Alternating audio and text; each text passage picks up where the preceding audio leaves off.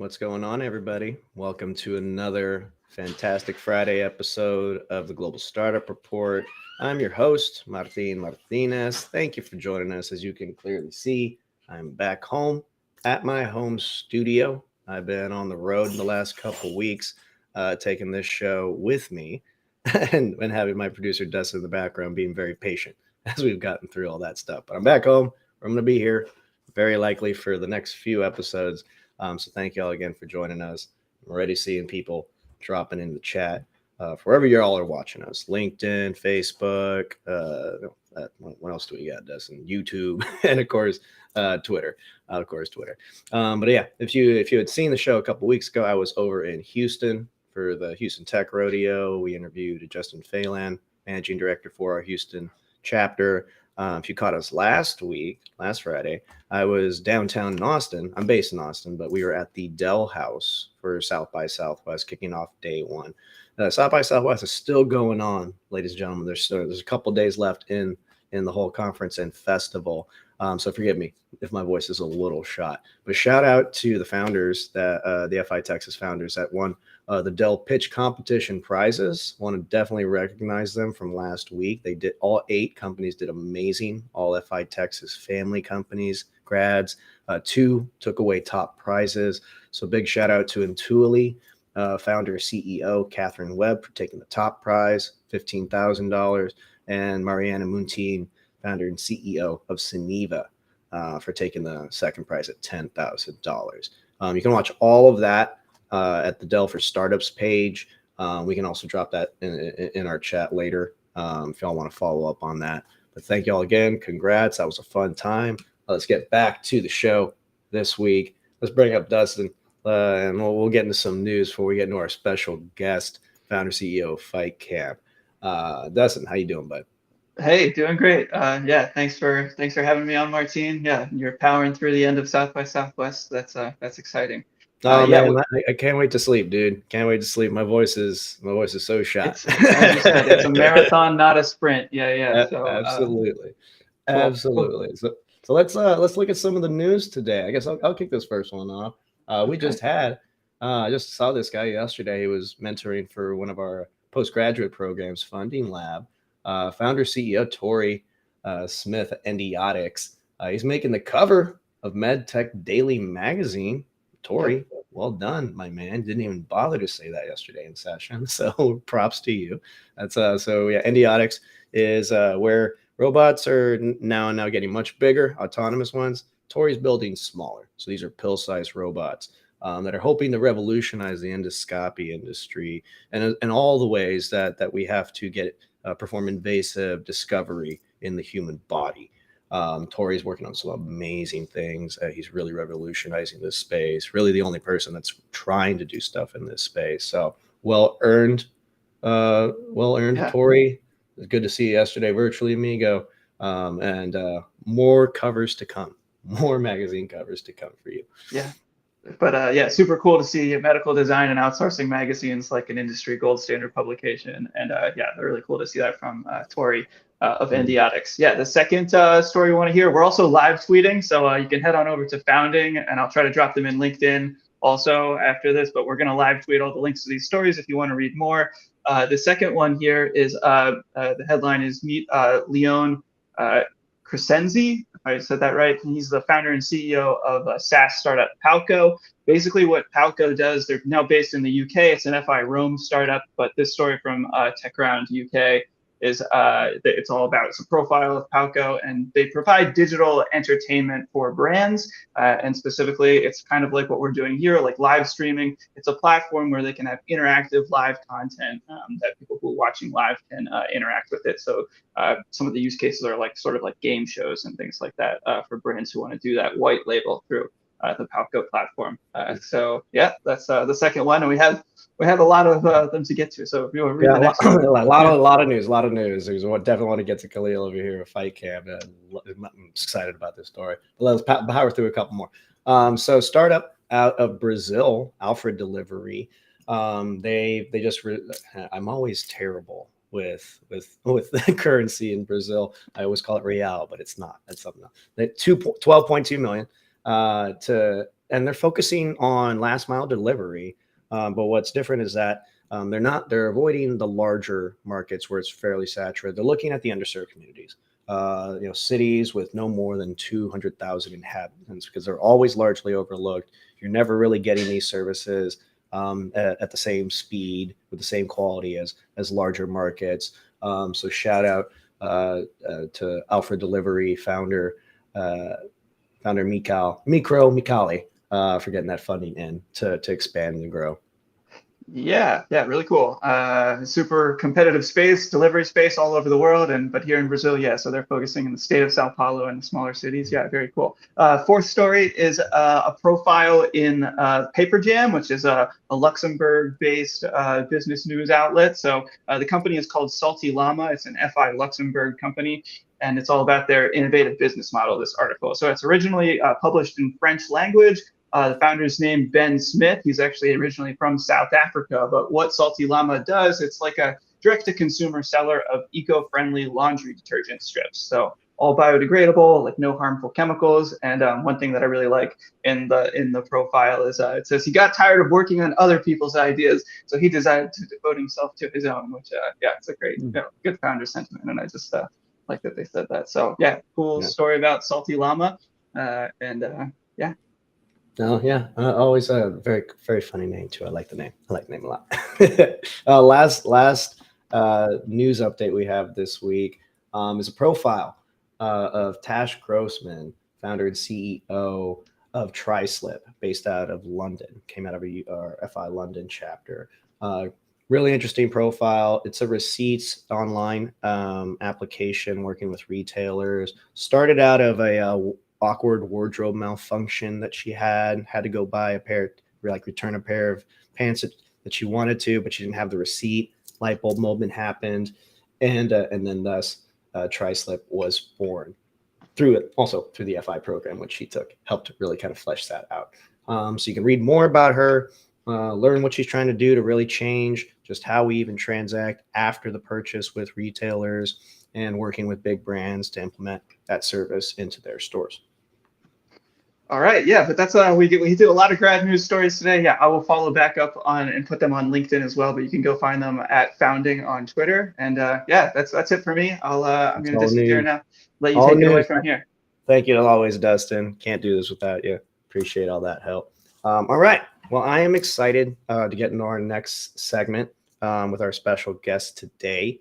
They were doing some amazing things in just the at-home fitness market. But he's going to tell you all that story, kind of where he came from, what it's all about, and what he's doing and what he's thinking about reshaping the future. So let's bring him up onto the stage. Khalil Zahar, how you doing, man? Good. How are you? No, I'm doing well, brother. Doing well. Where are you calling in from today, by the way? Again, I'm envious of your background over here. I got all this greenery. You're matching me. Yeah. I wanted to make sure it was with the FI brand, of course. And I'm actually in LA. Oh, right on. Love it. So tell us a little about yourself. I mean, let's just start kind of, at the beginning. What were you doing before FightCamp became a reality? What kind of led you to really want to start something like FightCamp? Mm-hmm. Yeah. So I'm basically I was raised in Quebec City. I'm originally from Tunisia. Moved to Quebec when I was 4 years old. Got raised there. I ended up doing a mechanical engineering degree at Laval University in Quebec City. From there, I moved to Toronto to do my master's degree, and I was studying microelectromechanical sensors, like this subset of mechanical engineering. We were working on a medical device at the time, and that exposed me a little bit to really the state of the art when it comes to MEMS, microelectronics, and their mechanical applications. So a lot of the applications we're looking at is like medical applications of microfluidics and accelerometers, and how they can really track motions in general. And the idea for FightCamp was actually very different. At the time, it was called HIXO, which was a terrible name. but at the time made sense with the knowledge that we had. It stemmed from when I moved to Toronto, got into a new city, didn't know anybody there. And I just started doing a bunch of new things. I wanted to I had a lot of time, on my hands. I ended up joining a boxing gym. And when I joined the boxing gym, and I was about 21, 22 years old at the time, it's a sport that I never really dared trying before, and I completely fell in love with the sport. I always talk about this analogy. It really felt like I was like Neo in the Matrix when he get the kung fu code uploaded in the brain, and then he gets addicted to it. That was pretty much my vibe there. I was you're getting better so quickly, and I always thought of boxing being you kind of have it or you don't, but that's really not the case. There's an insane learning curve, and the first year that you do it, quite regularly, you actually really feel like you're progressing. But a year in or so, it becomes a lot less tangible, your progress. And it led to, a bunch of questions that I had. And I was like, look, if I'm starting this sport this late in my life, I want to, I'm not going to make up for the time of someone who started when they were 15 or 14, but I'm going to approach it with all of my scientific mind possible, and I'm going to try to outsmart their work. And that led me to try to measure stuff. And in boxing, essentially, there's the mentality was really, hey, just do this drill and it'll pay off. Just trust the process, which is not really my style. I want to be able to quantify things and, make sure that I can optimize it and so forth. So I was looking at any type of measurement that I could put my hands on. And, it led to measuring your output during your workouts. And how can you do that? And talking a lot with my coach, and she had a lot of experience with the Canadian Olympic team. She introduced me to people in the field, and what we ended up finding out is, at the time, a lot of people at a high level were actually counting. The coaches would count the athlete's punch with a clicker. And this is 2016. You would think that an Olympic sport, when they come in with all this funding from the Olympic Committee to really bring their athletes to to Rio at the time, it was the 2016. And these guys were just there with a clicker, little punch clicker. Punches. Yeah. Little punch, yeah. yeah. And, little see them the door. the bouncer, the bouncer clicker. And they would compute this data on Excel. And these guys were some of the most sophisticated ones too. A lot of others didn't even count anything. And I was like, hey, I'm pretty sure we can automate that, using, MEMS and trackers. So as I'm speaking to people about this, it felt like there was a lot of interest. Really, you can really think you can do that? And, yeah. And the smartphones are obviously becoming a lot more prevalent back in the day. And today this feels like, 2 decades ago, but this is just 10 years ago. Not everyone even had, smartphones that could do that stuff. But it was becoming more prevalent that you can connect the trackers to Bluetooth, you could build an app, and you can actually get that data in real time, which was very empowering for the athletes. So that became the focal point of HIXO at the time.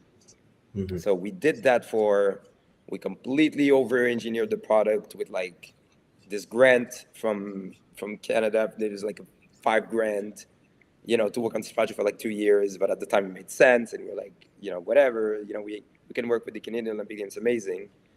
So we just did that for 2 years, from 2014 to 2016, and we got a lot of traction from it. In 2016, the Canadian Olympic team started using it. We had the U.S. Olympic team starting to use it. We had a bunch of pro fighters, and we're going through our first batch of manufacturing. In the process, moved the company from, we did Toronto, then we went back to Quebec City because we couldn't pay rent. So we were working out of literally this the classic startup story, but out of our my parents' garage. Then we started getting some traction. Got a couple loans on the business, so we can finally kind of get going a little bit. Then we ended up getting our first funding from YC in 2016. We moved the company to California. And from 2016 to 2017, we're just focusing on servicing this pro market. And as we're talking to users, we realized that there's a behavior that just we didn't foresee coming. And it was that like the coaches who purchased our product for their pro or their prospect that they were training started using the product with their fitness clients. And they would give their fitness clients like a goal during each session.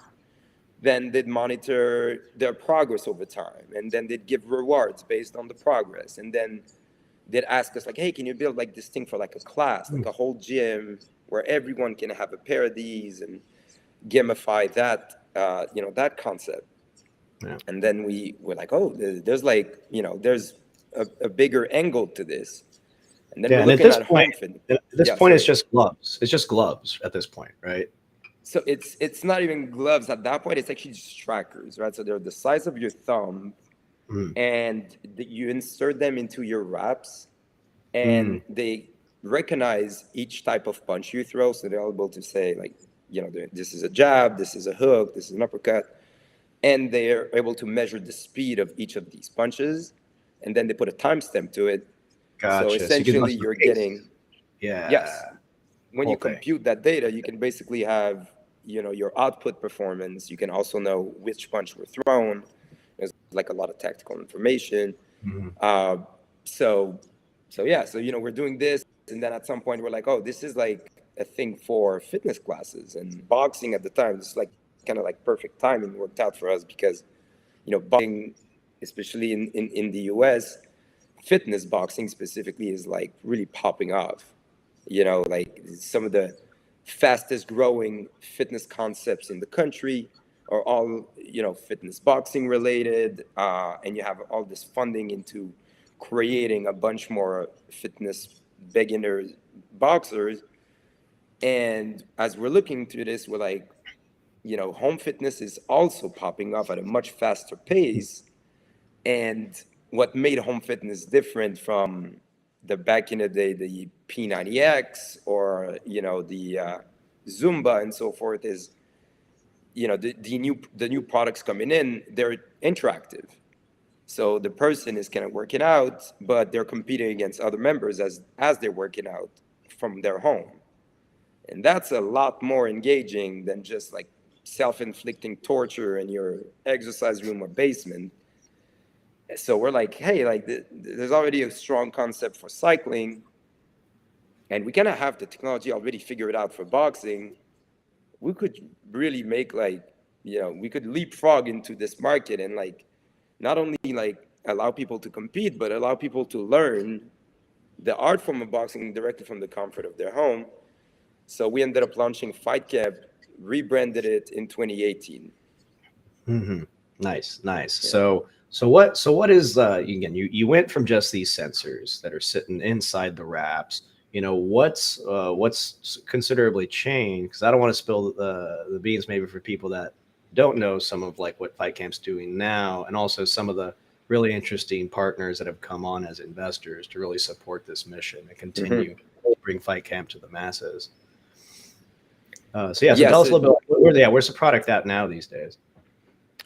Right. So the product is at its, from a hardware standpoint, I want to say at like the third iterations of it, and we're actually going through a very big hardware redesign, and this is in the works. Is going to launch, roughly within 12 to 16 months. And this, basically from a scale perspective, we have north of 30,000 paying homes who, are using the product and subscribing to it, multiple users per home. And, from a scale standpoint, on the funding side, we just closed our Series B actually in April. It was led by NEA. It was a $50 million Series B with participation from IVP and Left Lane Capital, who led our Series A in July of 2020. Oh, that's fantastic. And I know you also have some pretty big names in the boxing world that are also kind of backing on this. How did you get in touch with those, or did they find you? Like, it seems like you've really got some excitement in the boxing world going on right now. Yeah, so we have a bunch of celebrities basically joined our round, and just to name a few, we have George St. Pierre for the UFC fans out there. We have Francis Ngannou as well. And we have Mike Tyson, we have Floyd Mayweather, we have Usher, we have Catherine Winnick, who's the lead actress in Viking, also a very strong martial art adept. And all of these guys basically have a very different story on how they came on board. One of the things that really helped is part of the Series B round, we got Connect Ventures, which is basically a joint venture between NEA and CAA. CAA is Creative Artist Agency. It's basically one of the big two firms that manage talent, across the board, music, entertainment, movies, and personalities, and a bunch of athletes, actually. So when they came into the round, they had very strong network, and they really helped us close the deals on everyone. GSP has his own story because we got in touch with his agent actually back in Montreal years ago. Stayed in touch, came on as an advisor, helped the company figure out our angle. And this wasn't even the original plan, but ended up, exposing the round to GSP, and CA came in. Mitch Garber helped us close basically the, GSP specifically there. He had like a direct contact with him, exposed him to the product and the company. And, George thought it was a very interesting opportunity, came on. Mike Tyson happened just through our network. We already had talked to his team about working with him. So the opportunity kind of came like spot on. Usher was a user of the product. He actually has 3 fight camps. And he's actually a very close friend of one of our trainers. And again, not planned at all. This kind of like all, happened. Of course, being in the LA area, helps. Yeah. Francis came through CAA, Catherine as well. So every single one of them has kind of like a different entry point, but, round coming together, leaving some space there, people expose the deals to them, and if they really like what they're seeing, things happen. Oh, that's awesome. That's awesome. I'm sure they got some great stories, and I'm sure they share a lot of that activity when they're progressing a little bit week after week, right? Yeah. I'm excited. Like, I wish I had enough space in my I have a rowing machine, I got the gym membership, but if I wanted one of these in my homes, what if I wanted to get one now, what would I expect? What would I get, in terms of the product? How would that work? How would I get really like diving into the community that you started to build?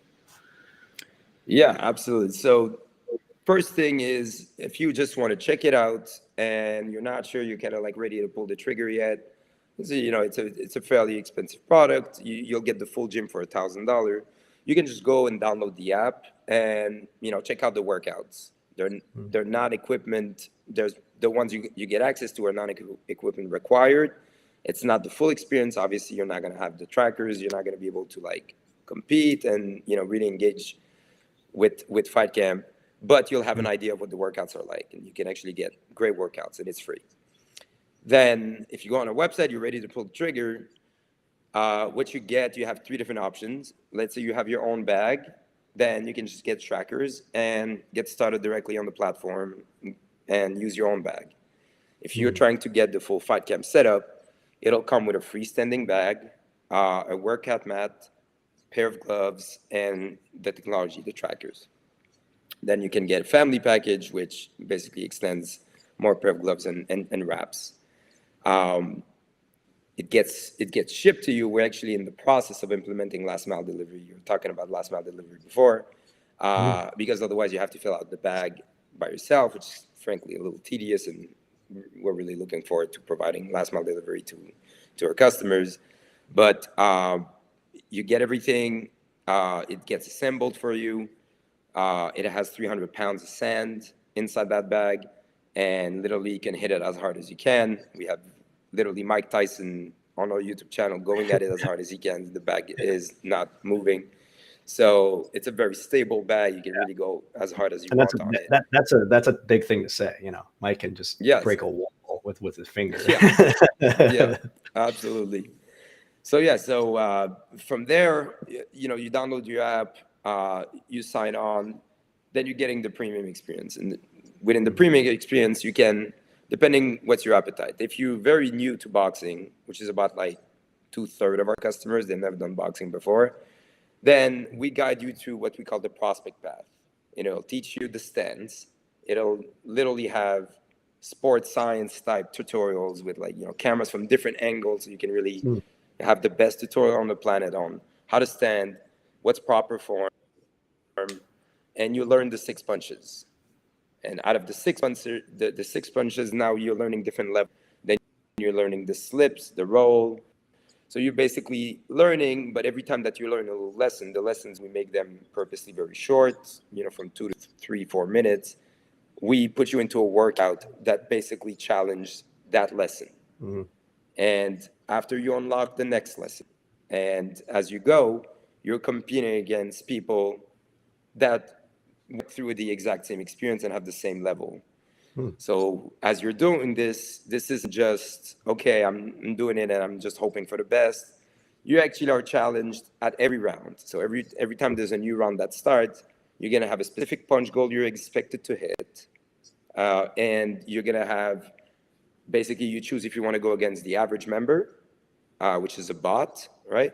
Or if you want to compete against your friend specifically, you can find them and have their score basically in real time, and you're competing against them.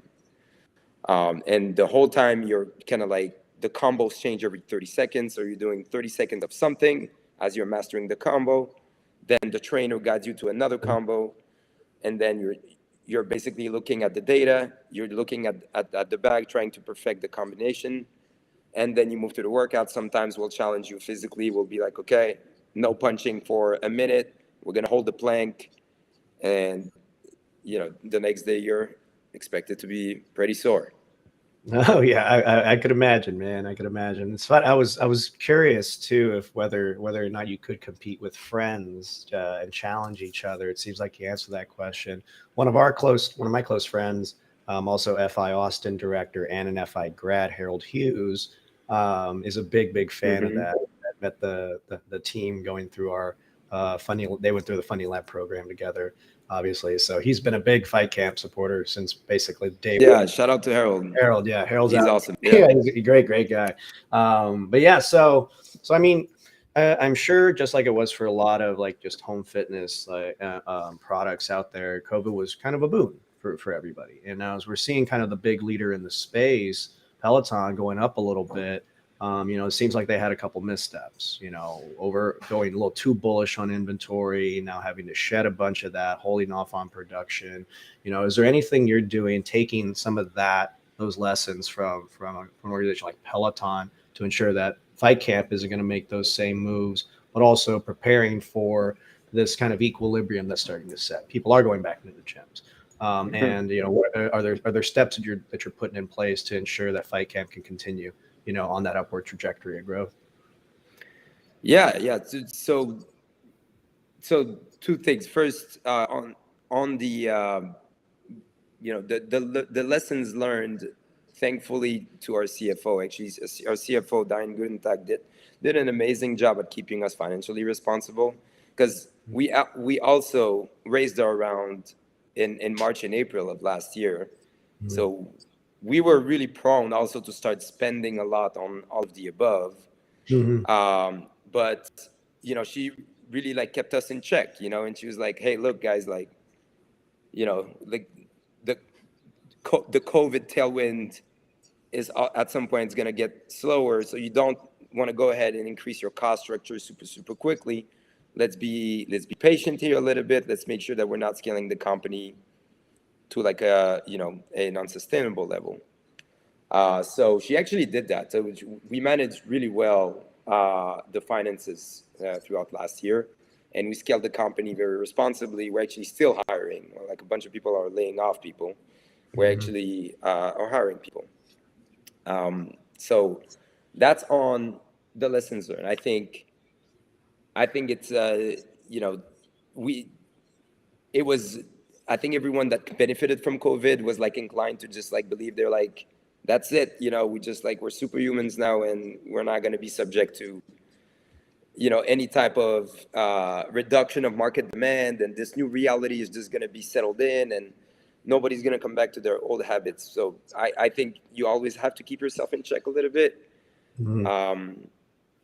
I think on a growth standpoint, Peloton is dealing with very different scale still than us. They're like about 20x bigger than us. So they are probably facing TAM questions that we're not facing at the moment, right? So like as their first product with cycling is reaching like, millions of subscribers, they with the price point that they have, at some point you're gonna like run out of people who can just afford like a $2,000 bike. For us, I think we have a lot of headroom ahead of us, and like we're looking into the rear view mirror, and we're not seeing anybody in martial arts that is making a serious dent. So I don't think we're dealing with the same issues. I also think that, like, frankly, internationally speaking, boxing and martial arts have been around forever. You're thinking about Canada, Australia, Europe, and the UK is a very strong boxing culture. We think we have quite a bit of an opportunity internationally that maybe is not as present for other forms of working out. Yeah, that kind of ties into the next thing. I'm seeing culturally, at least in the US, there was like people started to think less of boxing, MMA, UFC started to come in, but now it feels like it's starting to come back. I don't know what your perspective is. I mean, there's influencers from YouTube now becoming boxers and making big noise and splash in that space. Is there anything cool about just the industry in general? Not even tech related, that's exciting you, like with respect to boxing, or even that relationship with the UFC? Yeah, I mean the UFC sold to IMG WME in I think it was like in 2019. It was like the biggest sports acquisition in history. I think they sold for $5 billion. They're really doing a good job at like popularizing the sports and really bringing kind of like a fresh light on on martial arts in the past 15 years. And I think the sport is only going to go up from there. Now you're looking at boxing, and there's just a lot of things happening. You mentioned the Paul brothers and how much of a new audience they're bringing to the sport.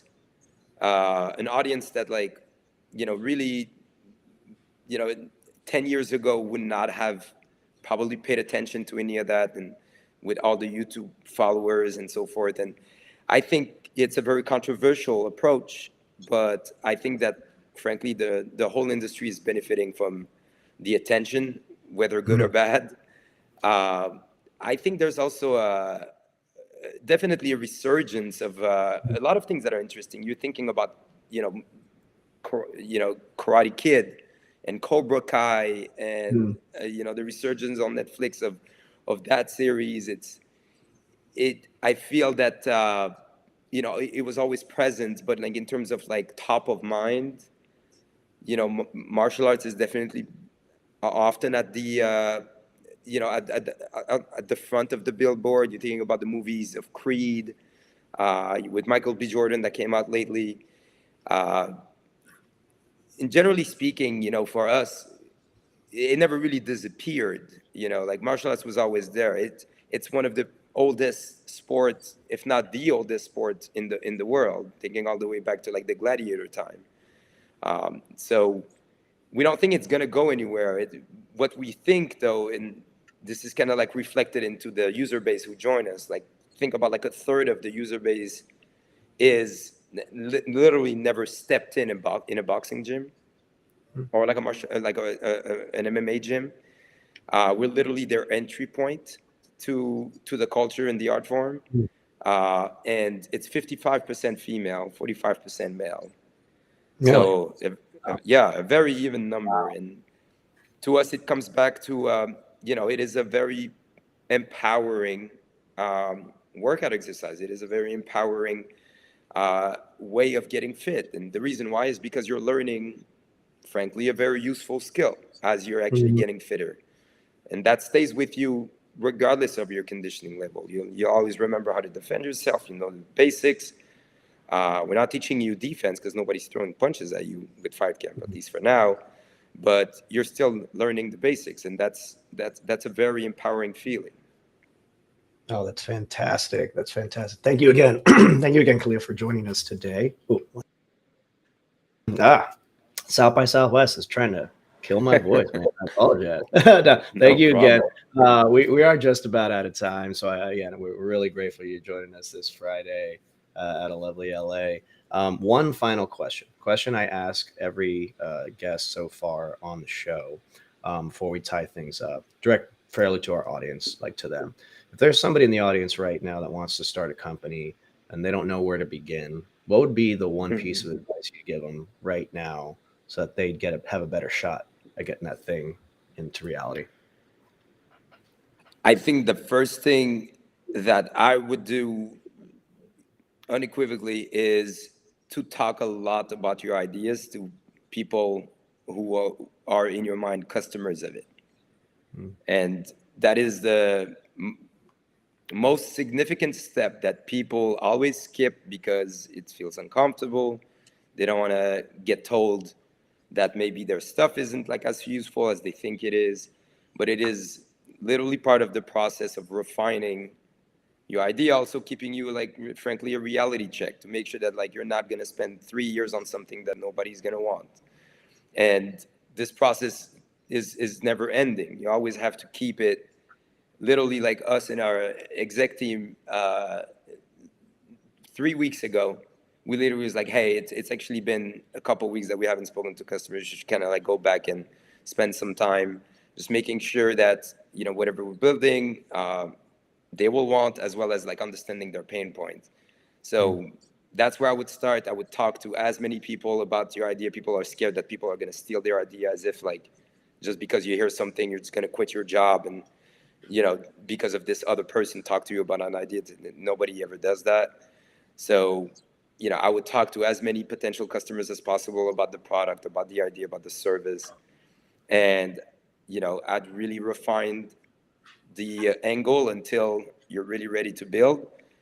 And then, frankly, on the other end is I would try to not do anything else that is glamorous or, going to a lot of startup conferences and, networking events and so forth. At the end of the day, the best companies are going to be the ones that they have a product that people are paying for. And that's it. So I feel like for the first 2 to 3 years, that's really the only thing that matters. None of the other, you can think about what's going to be our hiring culture. And let me define at the end of the day, just build the thing and try to put it in people's hands. That should be the focus. I love that. Yeah, always be talking to customers even before you build it, and then don't stop talking to them while you're building it. That's great. Absolutely. Great advice. Thank you, Khalil. Again, one more time, founder, CEO of FightCamp. So that's just about do it. I'll let you get back to the day. I'm sure you got a good, fun weekend of work, and maybe you get a little bit away from the bag, just to get outside for a second. But you got lovely weather, so I ain't I'm a little jealous of that. Any final things you want to share to the audience? Ways to follow you? Any of that cool stuff? Yeah, follow us on Facebook, Instagram, at FightCamp. If you guys are a great engineer or a great designer, a great product person, we are definitely hiring. So definitely hit us up. We're a remote first company looking for the best talent to join us. So please come work with us. We have an awesome culture, and you'll love working here. Fantastic. Yeah, I mean, yeah, if I was in the market, I'd be looking to apply right now too. I think I'd be having some fun. You get some workouts during the day too, so I have a feeling that's part of Absolutely. it's a little bit part of the work. Careful, Martin. I might reach out to you and behind Adeo's back. I'll be stealing from FI on it. And then he's going to challenge you to fisticuffs, and I'd be worried about his prospects on that end. All right, amigo. All right. Thank you again. We're going to wrap up here shortly. I hope to catch you in person very soon. So thank you all. Yeah, thank you all again for watching us across the internet. We're doing this weekly for you. I'm certainly having fun doing it, and I think we're really on this a really special show with the Global Startup Report. Thanks again to Khalil Zahar FightCamp for joining us today. Awesome discussion. Tune in next week. We'll be back. I'll be here in my quiet studio, not sitting in a university in Houston or in the noisy confinements of a South by Southwest event venue. Where I have no special guests. We'll talk about some great news coming on. As always, if you're looking to join an upcoming FI program, wherever you are, we have over like 4 or 5 dozen active cities recruiting right now. Head on over to fi.co/join and start that process. It's a simple application. Doesn't take too long at all. You have a little assessment you have to take after that. But head on over to fi.co/join. Check out an online. We're doing everything virtual still. A little bit of hybrid programming these days, as you can see with what we're doing here in Texas. We're starting to shift a little bit into some in-person stuff, but you can still take all of our core programs online. So head on over to there, fi.co/join. See if there's a chapter active in your city or close to you, and head on over. We're also recruiting everybody in Texas. So if you are in Texas right now looking to join any of our summer programs, you can do the same. So for all of us here at FI Land, we hope you find you well, safe, take care of yourself, take care of each other, build the thing in the community of yours that you want to see reality, solve that problem, and don't stop. So we'll see y'all next time. Have a great weekend.